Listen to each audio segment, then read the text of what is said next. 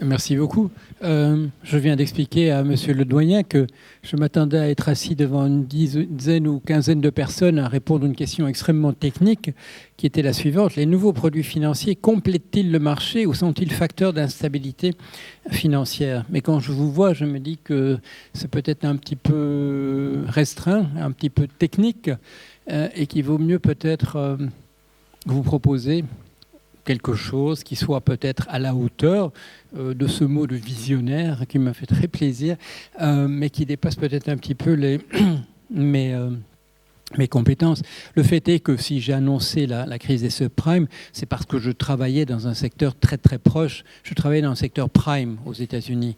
J'ai travaillé effectivement pendant 12 ans dans le secteur financier américain. Il est vrai qu'une fois rédigé un manuscrit où j'annonçais la crise des subprimes et que je n'arrivais pas à le faire publier en France, j'ai voulu travailler dans le secteur subprime par curiosité. La curiosité peut-être qui me venait de ma formation d'anthropologue et de sociologue, et de me dire si je pouvais être au front, si je pouvais être un reporter de guerre, voir ce qui se passe vraiment à l'endroit où j'ai prévu dans ce manuscrit que je n'arrive pas à publier que la crise éclaterait, ce serait peut-être une chose très intéressante. Et le fait est que, au départ, je me suis retrouvé dans un service qui n'était peut-être pas celui où je voulais me trouver. Je me trouvais dans une salle où on faisait du soutien en termes de logiciels à la salle des marchés. Et au bout d'un certain temps, j'ai eu la chance de me faire renvoyer. Je me suis fait renvoyer pour une très mauvaise raison, c'est que j'ai pris des vacances. C'était considéré comme très mal vu dans cette période. Mais le côté positif, c'est que quelques semaines plus tard, je me suis retrouvé dans le service où je voulais être dès le départ. C'était celui de la gestion du risque pour voir ce qui allait se passer. Et peut-être, j'espérais, empêcher ce qui s'est passé effectivement. Mais une personne seule, devant une institution qui était condamnée en fait à s'effondrer, c'était trop peu. Mais j'ai appris plein de choses. J'ai appris plein de choses à cet endroit-là. Donc visionnaire, peut-être pas. Non, je me suis trouvé au bon endroit, au bon moment, pour voir des choses qui se passaient. Et là, une remarque tout de suite. Ce qui se passait, si ce n'était pas connu dans le reste du monde, c'est essentiellement parce qu'il y avait une sorte de mur, une muraille qui sépare ce qu'on vous raconte sur la finance, et malheureusement, c'est vrai aussi de beaucoup des manuels en finance, pour ceux d'entre vous qui étudiez ça, et ce qui se passe vraiment derrière les murs des banques. Alors, pourquoi est-ce qu'il y a une telle différence? Eh bien, vous avez compris, vous le savez, c'est le secret commercial. Quand vous avez une idée excellente et que vous dites à votre patron, ça vous dérangerait beaucoup si je faisais un article dans une revue académique pour expliquer cette chose que nous avons découverte, vous et moi. Il me dit surtout pas. Il dit surtout pas. Vous n'imaginez pas quand même que les autres banques devraient savoir ce que nous savons là. Il y a un avantage financier. Et du coup, le savoir qui est produit à l'intérieur des banques ne ressemble pas du tout à celui qu'on produit au dehors. Alors, il y a quelquefois des articles, des livres qui sont écrits par des gens qui ont été à l'intérieur de la finance et qui en parlent ensuite et qui, d'une certaine manière, vendent un petit peu la mèche. Mais il y a beaucoup d'ouvrages de finance qui parlent de choses de l'extérieur. Et je me souviens d'une discussion, ça vous intéressera sûrement si vous étudiez ça, mais que vous avez accès à des stages qui vont permettre en entreprise de voir comment ça se passe vraiment. C'est quelqu'un qui me dit, un collègue universitaire, qui me dit « Vous prétendez que les marchés au comptant s'alignent sur les marchés à terme ». Or, ce n'est pas le cas. Tout le monde sait que les prix se constituent de manière extrêmement différente, etc., etc. Alors, on échange un petit peu. Et un jour, il me dit, écoutez, est-ce que vous êtes d'accord avec moi que les modèles qui prédisent la formation du prix au comptant et du prix à terme sont entièrement différents? Alors je lui réponds oui. Il dit, vous voyez? Et je dis non, je ne vois pas. Et il me dit, mais vous voyez bien, donc ces deux prix se constituent selon des règles entièrement différentes. Et à ce moment-là, je lui dis, oui, mais la chose que vous n'avez pas l'air de savoir, c'est qu'au desk, au comptoir, où sont assis les traders, Celui des marchés à terme et celui du marché au comptant sont assis l'un à côté de l'autre, et j'ai vu ça dans plusieurs banques. Et celui des marchés au comptant dit à l'autre, où est-ce qu'on en est que je m'aligne? Voilà. C'est une chose qu'on ne pouvait pas savoir à partir des livres, parce que c'est vrai, les deux modèles étaient entièrement distincts. Ce qu'on ne savait pas, c'est qu'à l'intérieur des banques, au desk, l'un aligne son prix sur l'autre. Ça ne paraît pas logique, mais c'est comme ça que ça se passe. Voilà, c'est un exemple. Alors, je continue à partir de là. Parce qu'il a été dit très gentiment que j'acquiers un certain savoir dans les banques à partir d'une formation d'anthropologue et de sociologue. Alors, qu'est-ce qu'on fait si on n'a pas été en faculté de sciences économiques, si on n'a pas fait de la gestion, si on n'a pas fait si on n'a pas pris de la comptabilité, des choses comme ça, qu'est-ce qu'on fait? Bien, on apprend sur le tas, bien sûr. Si on considère que vous êtes bon pour le service, et dans mon cas, c'était parce que je venais d'un autre domaine qui s'appelait l'intelligence artificielle, qui existe toujours, comme vous le savez, mais on avait besoin de gens un petit peu plus pointus mathématiquement que ceux qu'on avait dans les banques à cette époque-là. On m'a fait venir pour faire ce genre de choses. Alors je me suis retrouvé là, j'ai essayé de faire le métier le plus, le mieux possible, et j'ai découvert de l'intérieur un domaine que je ne connaissais pas. J'ai écrit un livre sur Keynes, un économiste qu'il faut absolument relire. Pourquoi je pense à lui maintenant en disant ça? C'est que Keynes, s'il a été considéré comme un très très grand économiste, c'est en partie, à mon sens, dû un fait similaire. C'est parce qu'on l'a nommé professeur d'économie alors qu'il n'avait pas du tout étudié ça à l'université. Qu'est-ce qu'il avait étudié? Il avait étudié les mathématiques et la philosophie. Et pourquoi est-ce qu'on lui a demandé d'être professeur en économie? Pour une raison tout à fait anecdotique. C'est le fait que M. Alfred Marshall, un des premiers grands économistes, dont vous connaissez sans doute le nom, au début du XXe siècle, avait demandé au père de Keynes, M. Neville Keynes, qui avait lui fait des études en économie, de devenir son assistant. Et M. Neville Keynes, c'était une personne qui préférait l'administration, les choses un peu plus bureaucratiques, et qui a fait une grande carrière dans l'administration de l'université de Cambridge. Et quand tout à coup, le jeune Keynes n'obtient pas une bourse sur laquelle il comptait énormément, M. Alfred Marshall s'est dit, je vais peut-être essayer de refaire le coup que j'avais fait à la génération précédente. Il le fait. Et le jeune Keynes accepte le poste. Et un biographe de Keynes a souligné qu'il n'avait étudié l'économie sur des bancs d'école que pendant 8 semaines, ce qui est quand même pas mal pour devenir un grand économiste. Quelle était l'expérience qu'il avait, lui? Ce n'était pas d'avoir travaillé dans les banques, il avait travaillé dans l'administration.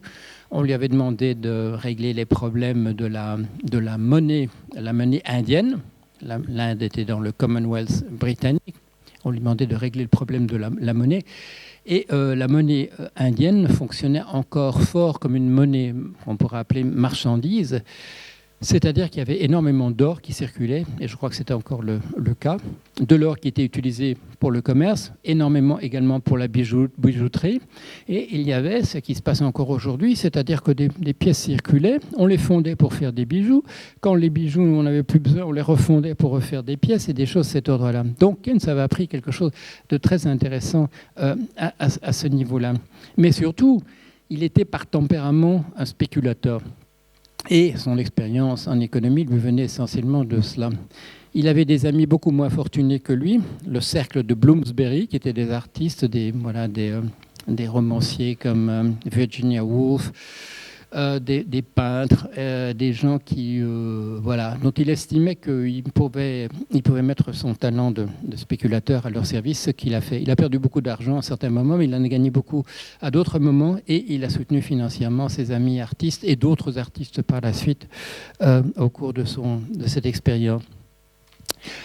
Et donc, personnellement, pourquoi je parle de ça? C'est parce que mon expérience a été la même, d'apprendre la finance sur le tas, vraiment en travaillant, en faisant ce qu'on me demandait, en essayant de résoudre des problèmes. Au tout départ, c'était une chose qui s'appelle maintenant le high frequency trading, le trading à haute fréquence. ou les transactions à haute fréquence, c'est-à-dire que la machine remplace le trader pour faire des opérations de marché au comptant ou marché à terme. Pourquoi voulait-on remplacer le trader? Vous le savez peut-être si vous l'avez, ou vous devinez si vous avez suivi un peu l'affaire Kerviel, Monsieur Kerviel, breton, qui avait droit à un bonus de 600 000 € pour ce qu'il avait fait sur une année. Il l'a obtenu finalement dans les aventures qui lui sont arrivées. Des bonus de 600 000 €, c'est beaucoup, sans doute pour vous, beaucoup pour moi. Les banques essaient de faire des économies, et si on pouvait éviter de devoir payer des bonus de ce montant-là, qui sont de simples commissions, comme vous le savez, si vous vous souvenez, je crois que c'était un dixième de millième qu'il obtenait sur les gains qu'il avait réalisés. Mais on pouvait demander à des gens, en les payant correctement, d'essayer de remplacer les traders parce que ça permettait d'économiser énormément d'argent. Et vous le savez, ces systèmes peuvent faire des opérations maintenant 2000 à la seconde. C'est beaucoup plus vite, c'est beaucoup plus efficace que ne peut faire un être humain. Quand les sessions débutent maintenant sur les marchés boursiers, eh bien, les êtres humains, entre l'ouverture et la clôture, ne peuvent pas faire grand-chose, puisque tout ça se passe, je dirais, presque dans une boîte noire. À cette vitesse-là, un être humain ne peut pas voir ce qui se passe. Quand il y a eu une crise, c'était en mai 2010, un crash.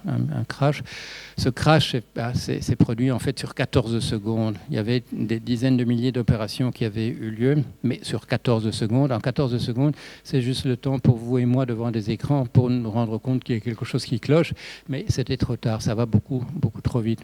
La crise, par comparaison, la crise de 1929, la fameuse crise de 1929, c'était un crash boursier, mais c'est un crash boursier qui s'est étalé sur 3 semaines. 3 semaines.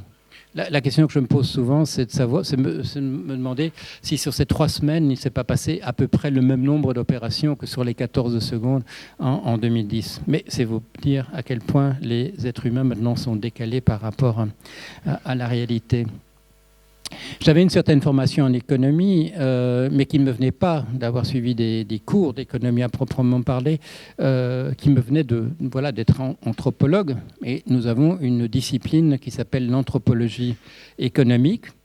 Et j'ai personnellement fait ma thèse dans ce domaine, dans cette sous-discipline, l'anthropologie économique. Je l'ai faite très près d'ici, puisque je l'ai faite dans l'île de Ouate. J'ai fait la pêche avec les pêcheurs comme matelot occasionnel de remplacement pendant 1 an et demi. Et j'ai fait ma thèse dans une analyse de la pêche à l'île de Ouate. Et donc, au moment où j'entre dans la banque, on est en 1990, j'ai quand même le passé d'avoir écrit une thèse anthropologie économique de l'île de Ouate, qui a été publiée en 83 sous forme d'un petit livre qui s'appelle Les pêcheurs de l'île de Ouate, qu'on trouve toujours.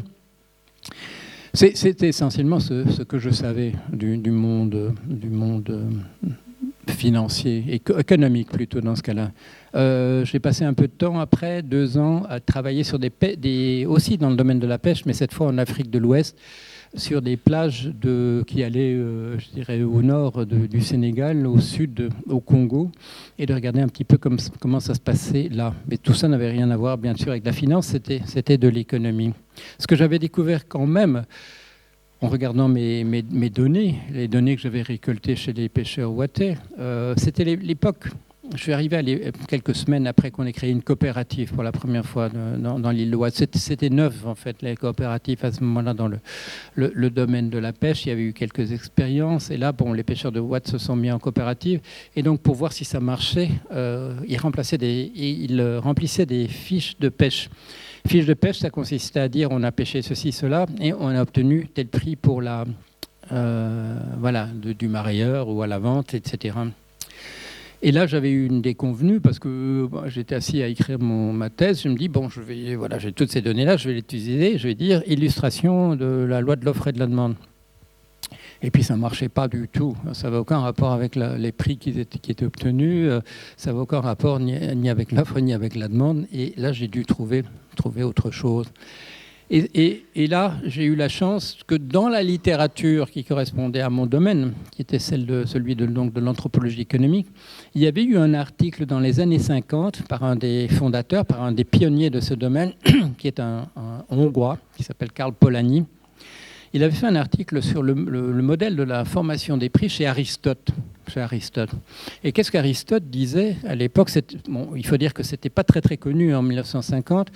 C'était un passage assez obscur, assez mal traduit d'ailleurs, aussi bien en anglais qu'en français. Aristote renvoyait un diagramme qui était manifestement... Il expliquait qu'il regardait bien le côté, puis il regardait bien la diagonale. Et il y avait quelqu'un au XIe siècle qui avait trouvé ce manuscrit grec et qui avait remis l'image. Et puis ça c'était le diagramme, et puis ça s'était perdu, si bien que c'était absolument incompréhensible. Il y avait même des traductions, il y en a encore, traductions récentes, qui ne font pas du tout allusion au diagramme, et du coup c'est absolument incompréhensible. Il y avait ce diagramme, il expliquait la chose suivante. Il disait: le prix se détermine de telle manière que l'ordre social se reconstitue tel qu'il était avant la transaction. Alors, c'est assez bizarre comme manière d'aborder les choses, et c'est pour ça sans doute qu'on n'a pas compris ça pendant très très longtemps. Il est beaucoup plus simple de dire offre et demande, rareté, si une chose est rare, elle sera chère, si elle est abondante, elle sera moins chère, etc. etc. Tout ça nous semble beaucoup plus évident que dire le prix se détermine de telle manière que l'ordre social se reconstitue. Mais Aristote donnait de très bons exemples. Il disait voilà... Et je vais vous donner cet exemple. Il dit, imaginons qu'il se situe non pas dans un environnement monétaire, mais de troc à proprement parler. Il dit, voilà, un cordonnier veut construire une maison et il fait un accord avec un maçon en lui disant, je vais faire une série de paires de chaussures pour votre famille et en échange, vous allez me bâtir une maison. Bon, alors... Aristote ne rentre pas dans les détails, mais nous savons tous que ça prend plus de temps de construire une maison, qu'il faut réunir un certain type de matériaux qui ne sont pas les mêmes que quand on fait des chaussures. On imagine que le cordonnier pourrait confectionner un nombre assez considérable de paires de chaussures pendant que le maçon lui construit une maison. Alors, ça c'est le premier exemple d'Aristote. Mais il dit, mais dans nos sociétés, l'ordre social fait que les gens sont de rangs différents. Et il donne un exemple, là il parle de la justice, mais il dit que la formation des prix, c'est comme la justice. Il dit si un magistrat soufflette un homme du commun, gifle un homme du commun, et si un homme du commun gifle un magistrat, la Cour décidera autrement. Les peines ne seront pas les mêmes. Pourquoi? Parce qu'il y a un ordre social. Et il faut respecter davantage le magistrat qu'il ne faut respecter l'homme du commun. La même chose, dit Aristote, se passe dans le domaine du commerce. Et donc, imaginons que le maçon ait un statut plus élevé dans nos sociétés que le cordonnier. Quand le maçon aura terminé la maison, le cordonnier ne s'arrêtera pas de faire des chaussures, il continuera d'en faire pour que, à la fin de la transaction, l'un et l'autre se retrouvent avec le même statut qu'auparavant, aussi riche qu'il l'était dans la hiérarchie sociale et aussi pauvre qu'il l'était pour l'autre, celui qui se trouvait dans la situation défavorisée. Et là, quand j'ai retrouvé ça, je me suis dit oui, ça ressemble à des choses que j'ai entendues à Watt, comme une conversation, comme un pêcheur. Il est mort maintenant, il est mort il n'y a pas longtemps, il est mort à Schubert, pas loin d'ici. Et c'est un des pêcheurs qui m'avait appris la pêche. Et un jour, il me dit « Ah, mon Maria, il a acheté une belle voiture, il a acheté une Mercedes. » Alors, je lui dis « C'est bien ça, oui. » Et il me dit, et alors moi je lui dis « Mais toi, c'est une Ami 6, non, que tu as vous vous souvenez de cette Ami 6, une petite Citroën ?» Alors je lui fais remarquer que voilà, que ce n'était pas une Mercedes qu'il avait. Et alors, il comprend ce que je lui dis. Il dit, bah, tu sais quoi? Moi, je suis content d'avoir une Ami 6 et que lui, une Mercedes. S'il n'avait pas une belle bagnole, je ne lui vendrais pas mon poisson. Et alors là, l'ordre social dont parle Aristote. L'ordre social dont parle Aristote. Mon pêcheur considérait qu'il fallait que dans l'ordre des choses, l'ordre social, son marieur soit plus haut que lui et ait une plus belle voiture que lui-même. Alors, si vous êtes intéressé à l'économie d'inspiration marxiste, vous savez qu'on appelle ça auto-exploitation. Le fait que quelqu'un soit content que finalement il n'obtienne pas autant qu'il pourrait obtenir par ailleurs. Mais tout à coup, tout cela éclairait bien la formation des prix que j'avais découverte et à la fois dans les données de l'île de Watt et celles que j'avais découvertes en Afrique. Et curieusement, de manière, je dirais, assez extraordinaire, quand je calculais justement l'ordre social à partir des chiffres, je regardais combien gagnait au bout d'une année un matelot, combien gagnait au bout d'une année un patron. Et je crois que c'était 18 bateaux, donc je pouvais le faire. En Afrique, j'avais la chance d'avoir des statisticiens, comme on dit, des gens qui distribuaient des formulaires du même ordre, et j'avais davantage de données. Mais quand je regardais le rapport entre le patron de l'embarcation et le matelot, j'arrivais à un rapport d'environ 3, aussi bien en Afrique de l'Ouest, dans des gens qui étaient, où ils pêchaient dans des grandes pirogues. Des grandes pirogues, il y avait 12 pagayeurs et parfois un moteur, mais parfois pas. La même redistribution sociale et la même redistribution du revenu à Watt, dans l'île de Watt. Et j'avais des chiffres aussi, j'avais des chiffres pour la sardine à Gavre, qui n'est pas très loin d'ici non plus. Tout ça, c'était la même chose. Dans deux sociétés entièrement différentes, c'est la même activité, c'est la pêche, mais une société extrêmement différente quand même, on arrivait à la même chose dans l'ordre social. Le rapport entre le patron du bateau et le matelot était du même ordre de grandeur. Alors, moi, j'arrive dans la finance avec un bagage de ce type-là. Et donc, je suis assez ouvert, puisque j'avais trouvé... Bon, je vais ajouter un élément anecdotique supplémentaire. On entend parler dans les administrations ici, on entend parler du travail que j'avais fait à Watt et aussi de celui que j'avais fait en Afrique. Et on me demande un rapport sur la formation du prix du poisson. Alors, je travaille avec des choses qui viennent par des cargos, des machins, etc., et je dépose mon rapport. Et on m'avait promis de me payer, ce qui est une bonne chose, mais aussi de publier le rapport. Et puis je reçois une lettre en disant « Monsieur, nous vous payerons puisque vous avez fait le travail, mais excusez-nous, mais on ne publiera pas le rapport. » Et par un ami qui connaissait la personne qui m'envoie cette lettre, j'apprends ce qui s'est passé. Et on avait dit à mon ami « Ce type, il ne comprend même pas la loi de l'offre et la demande. » Voilà. Moi, je travaillais depuis plusieurs années à essayer de trouver comment rendre compte des données et pas autre chose. Le fait est que, et ça, c'est une chose qu'on observe assez souvent, on vous dit la loi qui explique ceci ou cela, c'est la loi un tel. Et on suppose qu'il y a eu une époque où il y a eu des vérifications empiriques, où les gens ont pris des données pour essayer de vérifier, voir si ça marchait ou non. Quand vous cherchez, on n'en trouve pas beaucoup. Sur la loi de l'offre et de la demande, vous pouvez chercher de votre côté. Est-ce qu'il y a beaucoup de textes qui essayent de montrer que ça marche bien comme ça? Moi, je m'étais trouvé dans la situation où j'ai essayé de le montrer et ça ne marchait pas. Ça ne veut pas dire, bien entendu, que l'offre et la demande ne jouent pas du tout dans la détermination du prix. Mais ils jouent dans la détermination du prix, pour ce que j'ai pu voir par la suite, de manière indirecte et pas directe. C'est dans le rapport de force entre l'acheteur et le vendeur que les choses se déterminent. C'est dans le rapport de force que les taux se déterminent entre les emprunteurs et les prêteurs. J'allais vous parler de produits financiers, mais je ne parle plus que de la pêche ici dans la région. Mais je vous donne encore un exemple pour illustrer ce que je viens de dire. On me dit, là on est en 1980 à peu près, on me dit, est-ce que tu sais qu'il y a encore un pêcheur au Croisic qui a fait la pêche à la voile? Ah, je dis non, je ne sais pas ça. Et si, c'est encore un gars qui a fait la pêche à la voile. Il faut absolument que tu ailles le voir. Alors je vais voir M. Pierronton, qui est mort maintenant depuis très longtemps. Et M. Pierronton avait effectivement, il avait fait la pêche à la voile. Alors il avait des histoires formidables. Alors il disait, si tu as des étudiants, tu enseignes toi? Oui, oui, moi j'enseigne, oui. Alors il faut bien leur dire que dans l'œil de la tempête, il ne faut absolument pas affaler, il faut aller tout droit. Ah, je dis oui, Pierronton, je leur expliquerai ça. Pierronton était encore dans sa tête dans la pêche à la voile et plus dans la pêche au moteur avec les sonars et avec les radars. Mais toujours est-il que j'apprends dans ces conversations, il me dit j'ai encore les carnets de pêche là, de 1917, 1918, etc. Je lui dis c'est formidable. Alors ces carnets de pêche, c'était l'équivalent de ce que j'avais eu moi, c'est-à-dire il écrivait combien il avait vendu, quelle quantité et pour quel prix. Alors je dis, je peux emprunter ça? Oui, il faut me les rapporter. Oui, je dis, bien sûr, oui. Et je regarde, c'est le carnet de pêche. Et puis je reviens vers lui et je lui dis, c'est quoi taxation? Ah, il dit taxation, il ne faut pas faire attention. Puis je dis, mais c'est quoi taxation?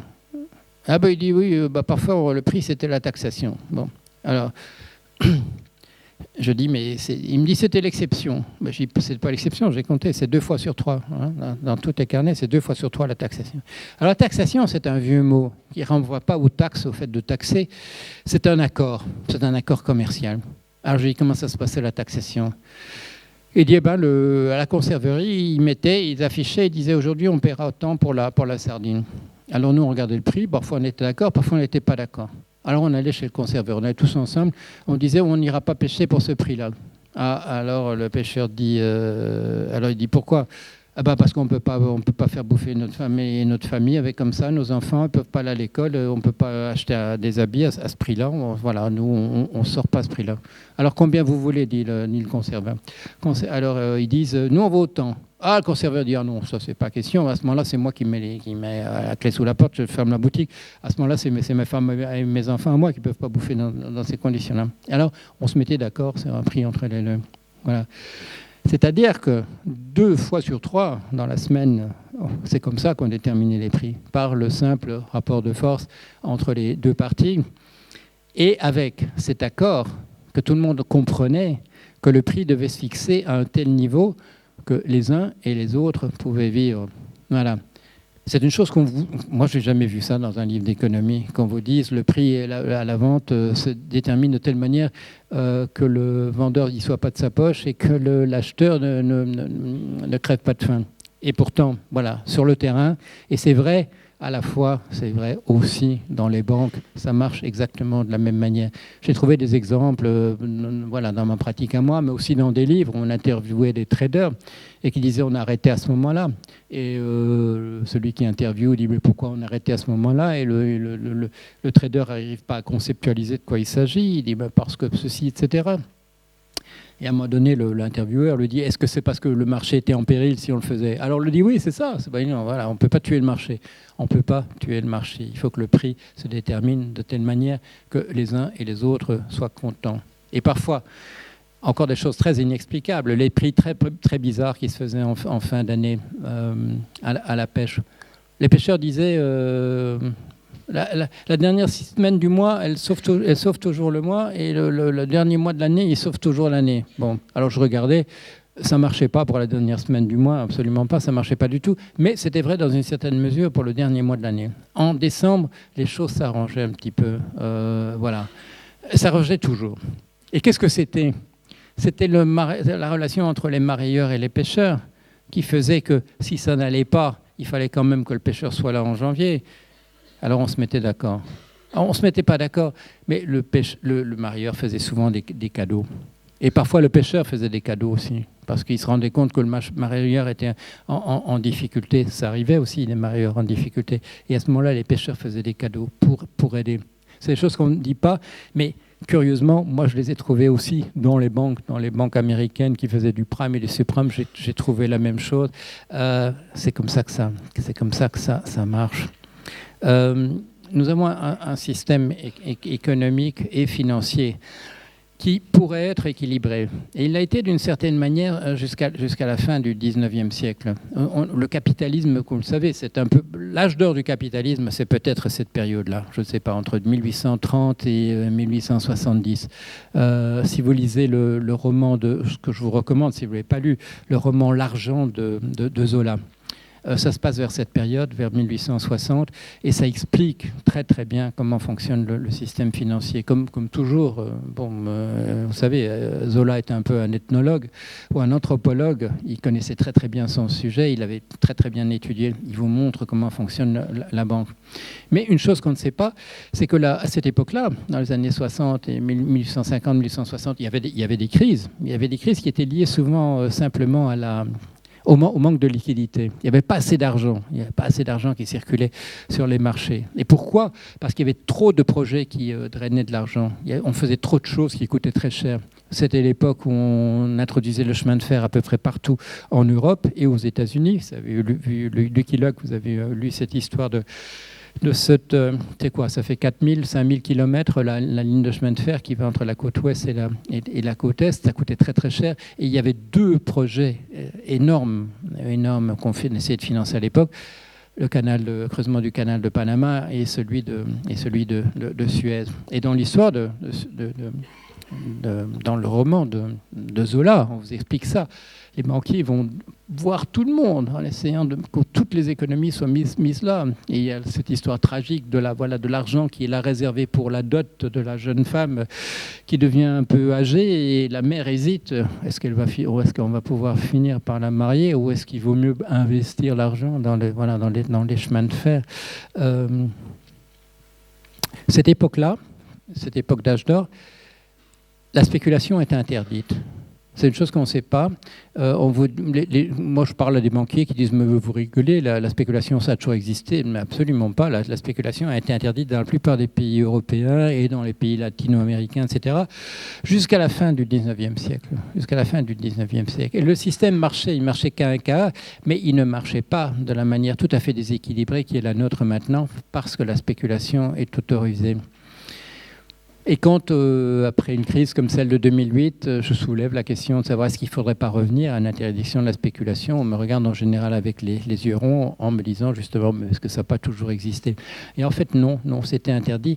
Et ce système, bien qu'il avait des problèmes de liquidité, trouver assez d'argent pour ce qu'on essayait de faire, le système était beaucoup plus équilibré. Il ne pouvait pas subir des catastrophes comme celle de 2008. Qu'est-ce que les financiers appellent la spéculation ? Dans le langage courant, on utilise ce terme, mais de manière un petit peu vague. On entendra des gens qui disent « Moi, j'espère que mes enfants vont bien réussir à l'école. D'une certaine manière, je spécule. » Non, c'est une espérance, mais ce n'est pas de la spéculation. Ou quelqu'un dira « J'ai acheté une maison et je crois que le prix était pas mal, je pourrais peut-être la revendre plus tard. Là, je spécule. » Non, ce n'est pas de la spéculation. Dans la spéculation, c'est espérer de faire un profit. Espérer de faire un profit, ça, c'est du commerce. Ce n'est pas de la spéculation. Qu'est-ce que c'est la spéculation ? Et la loi était très très claire. C'était l'article 421 du code pénal en France, qui a été abrogé donc en 1885, disait « Les paris à la hausse ou à la baisse sur les titres financiers sont interdits. Deux parieurs ne peuvent pas se mettre l'un vis-à-vis de l'autre en disant on va parier que l'un va parier qu'un prix ou qu'un taux va augmenter et l'autre qui va baisser. » C'était interdit. Alors, on vous explique qu'il y avait quand même des gens, ça s'appelait la coulisse. Il y avait des gens qui allaient derrière une barrière à la bourse et qui faisaient comme ça à certains en disant je vous propose cette telle affaire. C'était interdit, c'était toléré à certaines époques, mais dès qu'il y avait un petit problème sur les marchés, on arrêtait tout ce beau monde et on recommençait autrement, sans les spéculateurs, puisque c'était interdit. Maintenant, on nous permet de faire cela. La spéculation est responsable essentiellement de l'effondrement de 2008. On vous dit, oui, non, tout ça s'est effondré parce qu'on prêtait de l'argent à des gens qui ne pouvaient pas rembourser. C'est une simplification. Le système ne serait pas écroulé pour cela. Il y avait une bulle financière, le prix des maisons augmentait. Je travaillais dans ce domaine, on ne prêtait pas au moment même de l'argent à des gens qui ne pouvaient pas rembourser. Aucune banque au monde n'a jamais fait ça.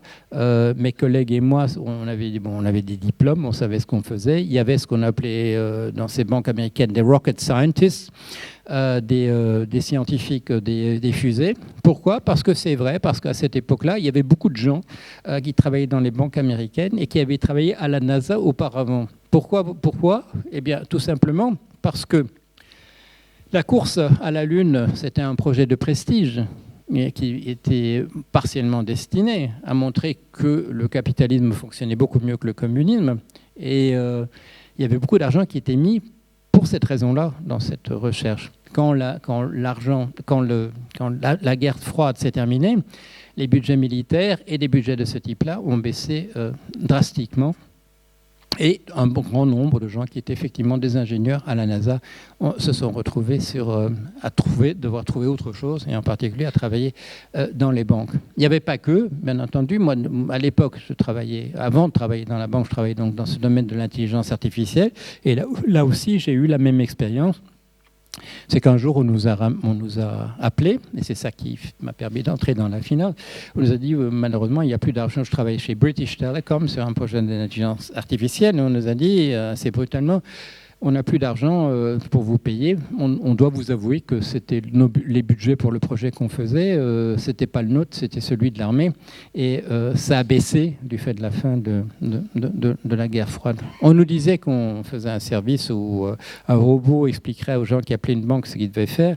En réalité, le projet, c'était pour un pilote dans un chasseur, un avion de chasse, pour dialoguer avec son ordinateur. Et je vous parle de la spéculation. Quand on vous dit maintenant, en particulier, on vous dit, les banques, quand on dit aux banques, il faut faire davantage de réserves pour que s'il y a un accident, comme il y en a déjà eu, pour que vous puissiez payer, voilà, pour qu'il y ait moins de risques d'effondrement.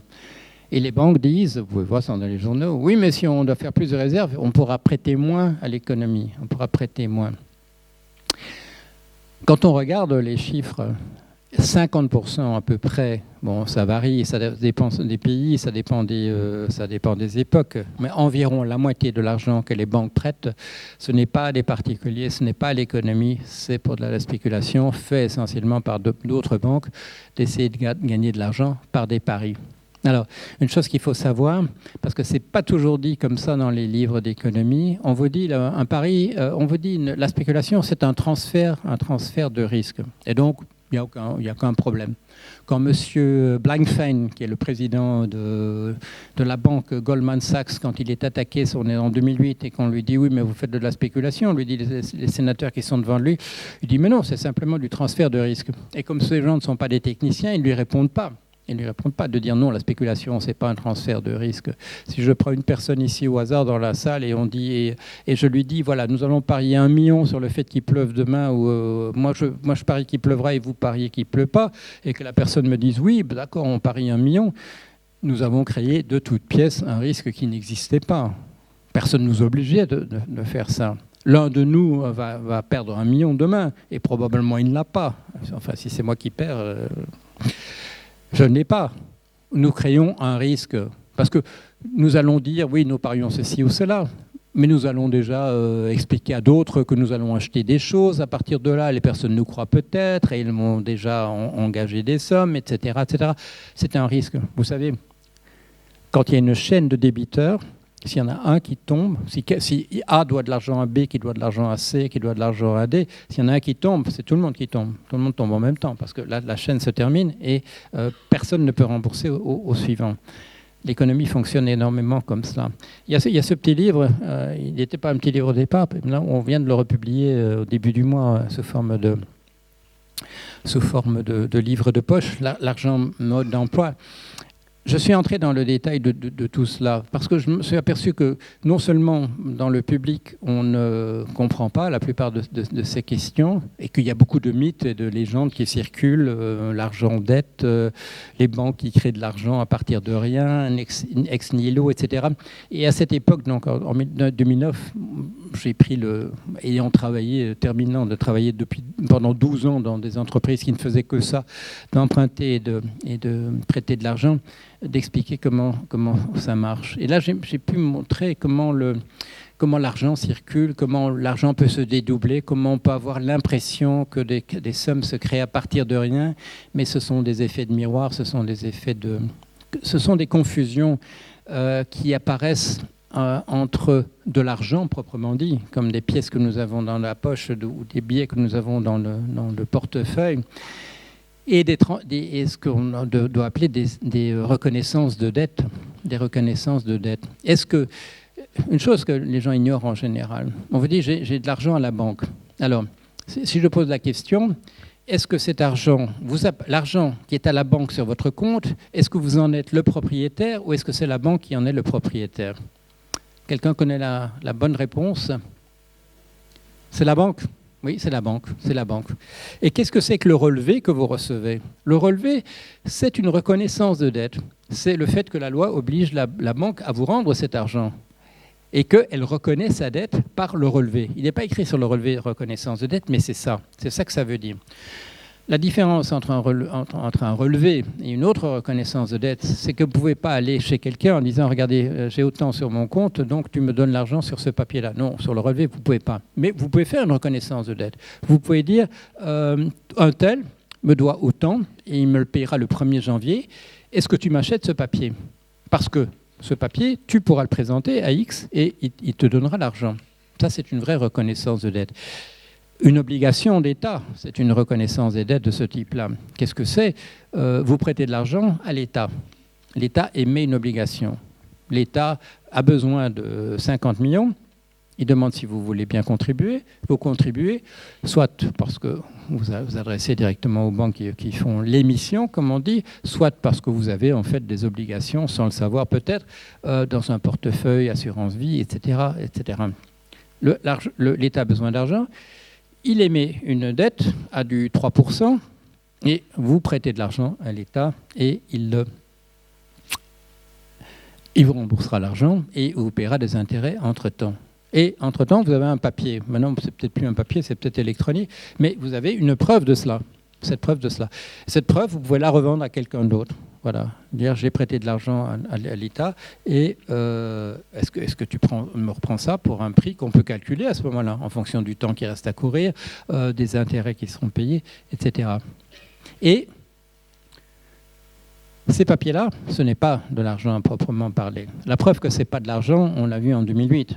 C'est-à-dire que quand des tas de gens ont promis de rembourser des tas de sommes à certaines personnes et que ça valait absolument zéro, ce n'est pas de l'argent. Votre billet de 20 €, il peut s'éroder, il peut avoir de l'inflation. Il se peut que dans 5 ans, avec 20 €, vous n'achetiez plus la même chose, au moins, beaucoup moins qu'avec 20 € maintenant. Mais il est toujours écrit 20 € dessus, ça vaut toujours 20 €. Une reconnaissance de dette, ça vaut exactement, en fait, l'argent qui vous sera remboursé à l'arrivée. Et ça peut ne pas être à la hauteur de ce qui est indiqué, le nominal, ce qui est écrit sur le papier. On a tendance, quand les choses vont bien, à additionner purement et simplement les reconnaissances de dette avec l'argent proprement dit. C'est ça qui fait croire à certains que les banques créent de l'argent à partir de rien. Non, les banques font circuler des reconnaissances de dette et ces reconnaissances de dette ont une valeur marchande. C'est une marchandise. On peut les vendre et les acheter. Et on peut vous raconter que ça vaut la même chose que l'argent. Mais souvenez-vous de 2008, qui prouve que ça ne vaut pas la même chose que l'argent. Il y a ce qu'on appelle les money markets aux États-Unis. C'est la dette à moins d'1 an. Ce qui a précipité la crise, l'effondrement en septembre, le 16 septembre 2008, ce n'est pas la chute de Lehman Brothers, c'est l'effondrement des money markets. Sur les money markets circulaient effectivement les reconnaissances de dette pour des dettes de moins d'1 an, et ça circulait comme si c'était des vrais dollars. Voilà, comme si c'était des vrais dollars. Vous vendiez une reconnaissance de dette où il est écrit 20 $ et vous pouviez changer ça contre 20 $. Ce qui s'est passé le 16 septembre 2008, c'est le fait qui est apparu à tout le monde qu'une reconnaissance de dette, ce n'était pas ça. Ça ne valait plus, ça n'avait plus valu soudain que 99 cents. Et la différence, elle a représenté, qu'est-ce que c'était ? Je crois que ce jour-là, ça représentait 500 milliards de dollars. Parce que tout ça circulait comme si c'était de l'argent. C'est un peu ça qui m'a conduit à écrire ce petit livre pour mettre les choses en place, de faire bénéficier, je dirais, tout le monde du fait que j'avais venais de travailler 12 ans à l'endroit, non pas où on écrivait les livres d'économie, mais où ça marchait vraiment. C'est comme ça, on savait comment ça fonctionnait véritablement. Alors je ne suis pas en train de faire une croisade contre les professeurs d'université qui vous enseignent l'économie, mais de faire attention. Et que justement, ne soyez pas surpris si quand vous allez faire un stage, vous allez découvrir d'autres choses qu'on a pu vous raconter. Il y a 2 types de savoirs bien différents. En médecine, il vaut mieux que ce ne soit pas comme ça, qu'il y ait un folklore, je dirais, à l'intérieur des salles d'opération qui ne ressemble pas du tout à ce qu'on vous a appris à l'école. Mais là, il n'y a pas, dans les salles d'opération, il n'y a pas un secret commercial qui serait important de ne pas dire aux autres comment ça fonctionne. C'est l'intérêt de tout le monde, que tout le monde sache comment ça fonctionne exactement. De quoi est-ce que je peux encore vous parler ? Je vous ai parlé déjà du prix comme un rapport de force, je vous ai parlé du risque. Un autre aspect sur lequel on n'attire pas souvent l'attention, c'est à quel point les règles comptables ne sont pas simplement des outils d'enregistrement. C'est ce qu'on nous dit. On nous dit, il se passe telle opération et voilà, les règles comptables nous disent qu'il faut écrire ça à tel endroit, dans telle colonne, etc. Mais en fait, il y a des tas de choses qui sont sous-jacentes et qui sont implicites à l'intérieur des règles comptables. Par exemple, je vais donner juste un exemple, mais pour vous montrer l'importance que cela a. Sur les feuilles de paie, il est écrit, à l'endroit où est mentionné le salaire que vous recevez, sur cette ligne-là, il est écrit « coût pour l'entreprise ». Il est écrit « coût pour l'entreprise ». Si vous recevez des dividendes parce que vous avez acheté des actions de l'entreprise, on vous envoie de l'argent une fois par an et on vous paye des dividendes. Il n'est pas inscrit sur les dividendes que c'est un coût pour l'entreprise, alors que c'est un coût pour l'entreprise. Si l'entreprise fait accorde des bonus, même très importants à ses patrons ou ses patronnes, il n'est pas inscrit sur ces bonus que ce sont des coûts pour l'entreprise. Or, ce sont des coûts pour l'entreprise. Alors, pourquoi est-ce que, dans le cas d'un salaire, le fait que les gens travaillent dans les banques ou dans les entreprises, c'est important, c'est nécessaire. Un jour, on n'en sera peut-être plus là, on sera remplacé par des logiciels et des robots entièrement, mais jusqu'ici, non, c'est nécessaire. Les gens qui dirigent l'entreprise, oui, c'est nécessaire aussi. Ceux qui avancent des fonds, oui, c'est nécessaire. Mais pourquoi seuls les salariés sont considérés comme représentant un coût pour l'entreprise et pas les autres? C'est une pure convention. C'est une pure convention comptable. La difficulté qui est associée à ça, c'est que ce n'est pas simplement quelque chose qui est écrit quelque part, mais chacun sait, et c'est le sens commun, que les coûts, il faut les faire baisser, alors que les parts de profit, comme les dividendes ou les bénéfices, c'est quelque chose qu'il faut faire monter. Donc, ce n'est pas innocent.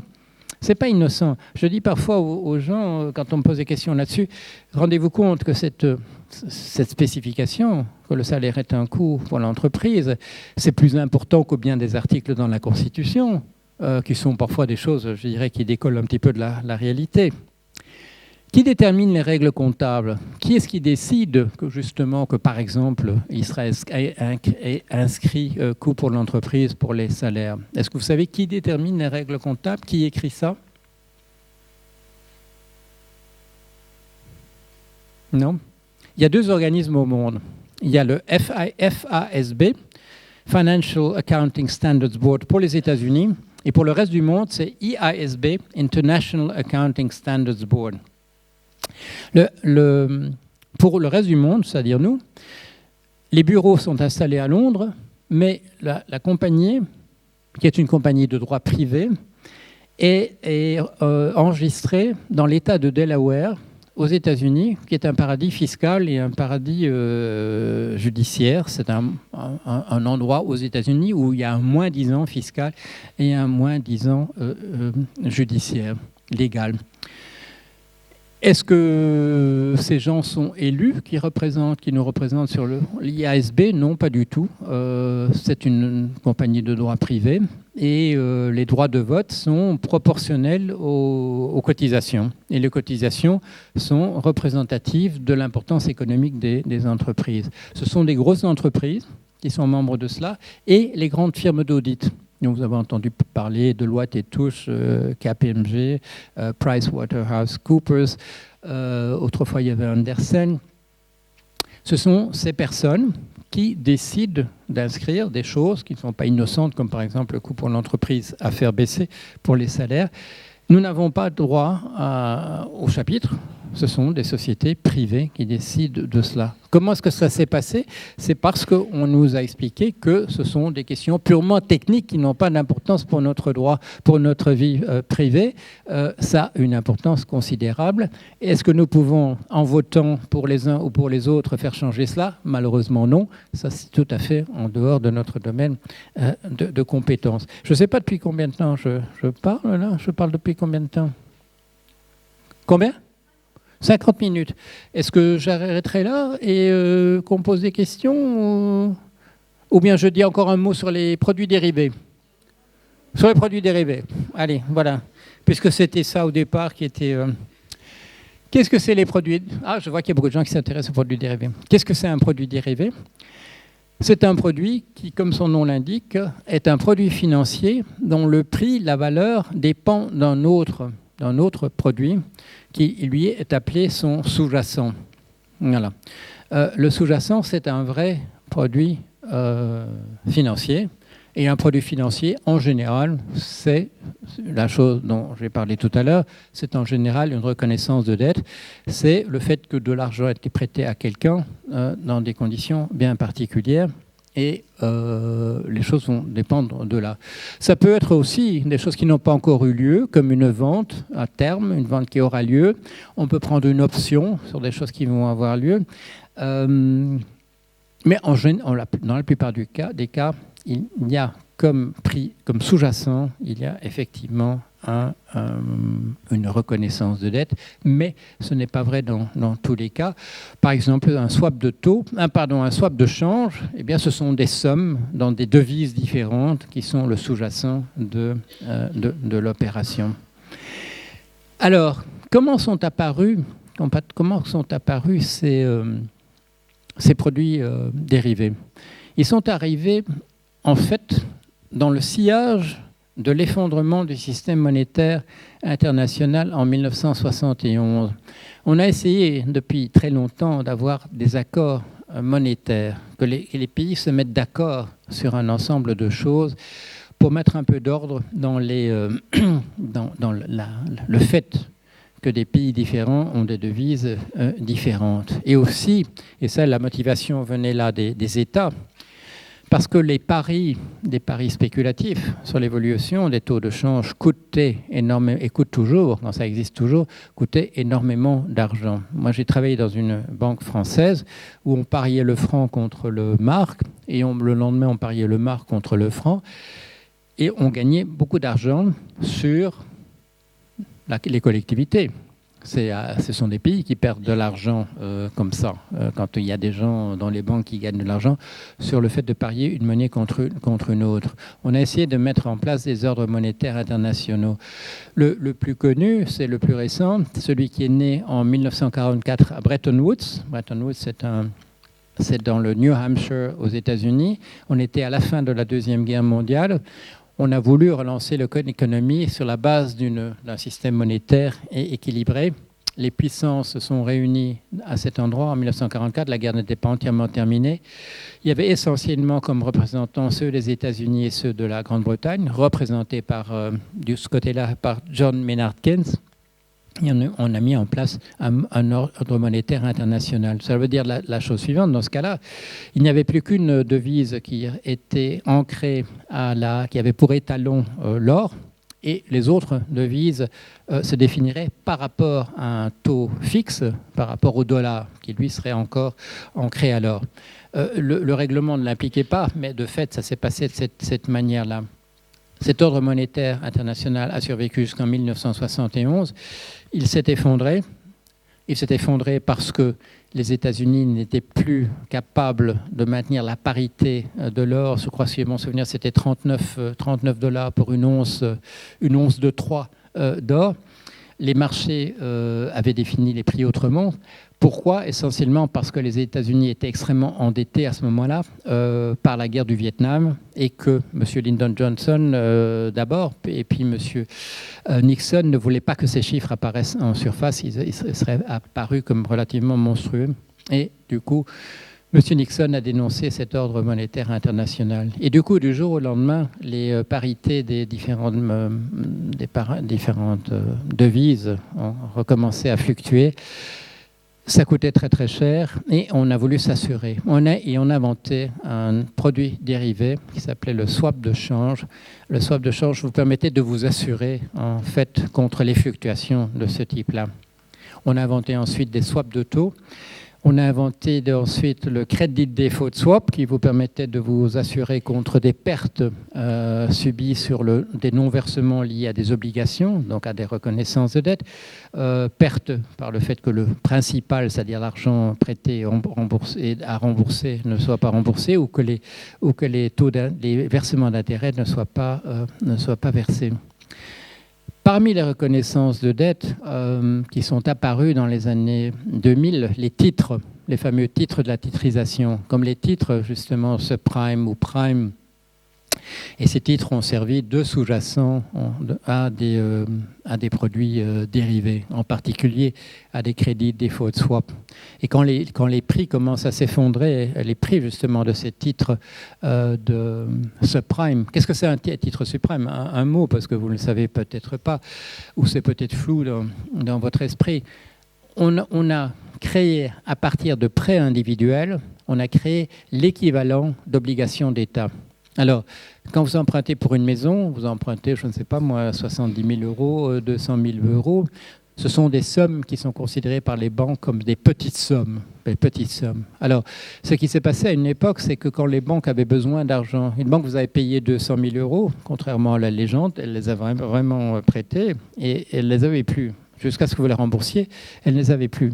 Mais les banques pouvaient décider de changer de stratégie et se dire ces 200 000 euros, je les voudrais bien, et revendre à une autre banque la dette que vous aviez vis-à-vis d'elle.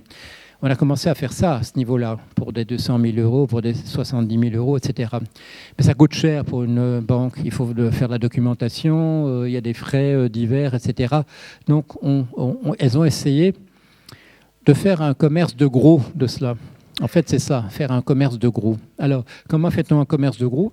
Eh bien, on va mettre dans une caisse une multitude de prêts individuels jusqu'à ce que ça constitue une somme du même ordre de grandeur que des obligations d'État. On va mettre des prêts au logement, hypothécaires, aux États-Unis. On va mettre une collection dans une caisse jusqu'à ce qu'on obtienne quelque chose de l'ordre de 50 millions de dollars. Combien il en fallait? Il en fallait de l'ordre de 3 000 à 6 000. Alors on mettait 3 000 à 6 000 prêts qui avaient été accordés, on essayait de le faire dans une période resserrée, sur 2 ou 3 mois.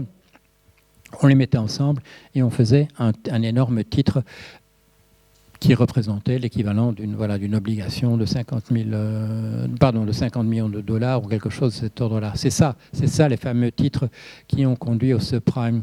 Alors, mais ce ne sont pas eux en tant que tels, parce que les gens ne disposaient pas, c'était les banques essentiellement qui gardaient ça dans leur coffre-fort, qui en vendaient à quelques clients fortunés.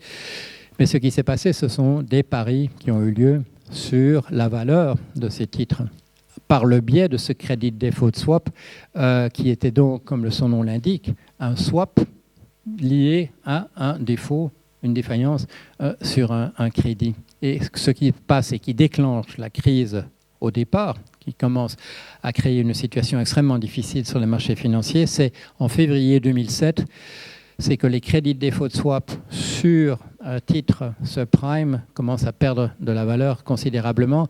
Pourquoi? Parce que les crédits gagnent en valeur parce que, en fait, les sommes qui vont être perdues sont considérables. Et en fait, pourquoi? C'est parce qu'on a enfoncé le niveau des réserves qui avaient été constituées. Des réserves étaient constituées sur ces obligations. Quand je vous dis qu'on mettait tout l'argent qui venait des prêteurs dans une grande caisse et puis qu'on redistribuait ça, on constituait quand même des réserves. On savait que tout le monde n'allait peut-être pas rembourser et on constituait des réserves. Et ces réserves étaient calculées par des mathématiciens comme les rocket scientists dont je parlais tout à l'heure. Les calculs avaient été mal faits. Le risque était beaucoup plus grand. Pourquoi? Parce que la bulle, en fait, sur le marché financier était énorme, beaucoup plus considérable que ce qu'on avait imaginé. Surtout, la confiance était beaucoup plus grande. On avait créé des masses monétaires, c'est-à-dire de faire circuler justement des reconnaissances de dette en quantité considérable. Et on pouvait le faire plusieurs fois. C'est ce qu'on appelle le marché du repo ou de la mise en pension en français. C'est le fait que quelqu'un va dire « Est-ce que tu me prêtes de l'argent sur cette reconnaissance de dette ?» La personne va dire oui, avec un certain escompte, pas l'entièreté de la somme, parce que justement il peut y avoir un risque de non-remboursement. Mais cette personne-là, la deuxième personne va faire pareil. Et ainsi de suite, on va créer des chaînes immenses. C'est ce qui s'était passé en 2008. Les crédits de swap, les crédits de default swap doivent payer de plus en plus d'argent sur le papier parce que la valeur sur le marchand des titres est en train de s'effondrer. Et c'est essentiellement deux fonds possédée par la banque d'investissement américaine. C'est pas Lehman Brothers, c'est Bear Stearns. On a moins parlé de Bear Stearns. Bear Stearns s'effondre en mars 2008. Lehman Brothers, ce sera en septembre 2008. Pourquoi est-ce qu'on a moins parlé de Lehman Brothers, qui est vraiment la première victime véritable, massive de elle est la sixième banque d'investissement aux États-Unis. Pourquoi est-ce qu'on a moins parlé d'elle? Parce que l'État américain a pu intervenir pour la sauver. Au moment où les banquiers se réunissent pour essayer de sauver Lehman Brothers en septembre 2008, l'État américain n'a plus l'argent nécessaire pour le faire, et c'est pour cela que, évidemment, les choses se produisent pour que sur le marché dont je parlais tout à l'heure, des money markets, $1 qui circule ne vaut plus que 99 cents, provoquant l'effondrement généralisé. La compagnie AIG, American International Group, grande compagnie d'assurance, qui a émis tous les credit default swap pour protéger les gens qui disposeraient de ces titres contre un risque, ou de manière spéculative contre un risque imaginaire, mais pour lesquels les gens s'assurent quand même, ce qu'on appelle une position nue. C'est extrêmement dangereuse. S'il y avait eu que la moitié des sommes à rembourser, ça aurait été énorme. Mais il y a eu le double, parce qu'il y avait moitié de spéculateurs. La compagnie AIG considérait qu'elle avait fait des réserves considérables. Elle avait 6 milliards de dollars en réserve. Le 17 septembre, il en fallait 83. C'était pas assez. Quelques jours plus tard, on a refait les calculs. On est arrivé, je crois, c'est à 180 milliards de dollars qui manquaient. Sans la spéculation, les choses auraient existé quand même. Il y aurait quand même eu une bulle, mais elle n'aurait pas été de la taille de celle que nous avons connue. Si les États ont commencé à s'endetter de la manière qu'ils l'ont fait, c'est essentiellement parce qu'ils sont intervenus pour ce qu'on appelle le bail-out, en venant avec l'argent du contribuable pour rembourser tout ça. Je réalisais tout à l'heure quelque chose que j'avais écrit, c'était en 2009, donc on en parlait à l'époque. Et je retrouvais ce passage où je disais, vous vous souvenez qu'on nous disait en 2007-2008, trouver 50 millions pour faire monter, pour faire baisser un peu le seuil de pauvreté, etc. 50 millions, mais vous n'y pensez pas. Et quelques jours plus tard, ce sont des milliards qu'on a trouvés. Ça ne veut pas dire qu'on les a trouvés facilement. Mais on les a trouvés, alors qu'on nous disait que des sommes beaucoup plus petites, qui nous paraissaient grandes, étaient impossibles à trouver. Non, on les a trouvés. Pourquoi ? Parce qu'on a sauvé l'ensemble des gens qui disposaient d'une manière directe ou indirecte des obligations. Mais aussi, et on a sauvé pour moitié de la somme, c'était simplement des gens qui avaient parié sur le fait que le système s'effondrerait ou ne s'effondrerait pas. Cet argent-là, je ne pense pas qu'il soit justifié, qu'il ait été justifié d'une quelconque manière. Et le fait qu'il n'y ait aucune discussion là-dessus maintenant, moi j'ai publié des livres, il y a quelques personnes qui en parlent aussi, mais qu'on ne remette jamais ça en question, qu'on considère que c'est normal que des banques ou d'autres personnes parient sur le fait qu'un prix monte ou descende, ça ne nous apporte absolument rien à l'économie. Si, ça introduit du risque systématique. Et si, effectivement, des gens dans des bouquins vous diront ça ne fait que transférer du risque d'un endroit ou un autre, ce qui est entièrement faux, ce n'est absolument pas vrai. Comme je vous l'ai donné l'exemple tout à l'heure avec le 1 million que nous pourrions parier nous, c'est un risque qui est créé de toutes pièces, là, ex nihilo, véritablement. Les autres produits dérivés, ils ont tous cette dimension qu'on appelle de couverture ou spéculative. Couverture, c'est utiliser ces outils comme un véritable moyen d'assurance.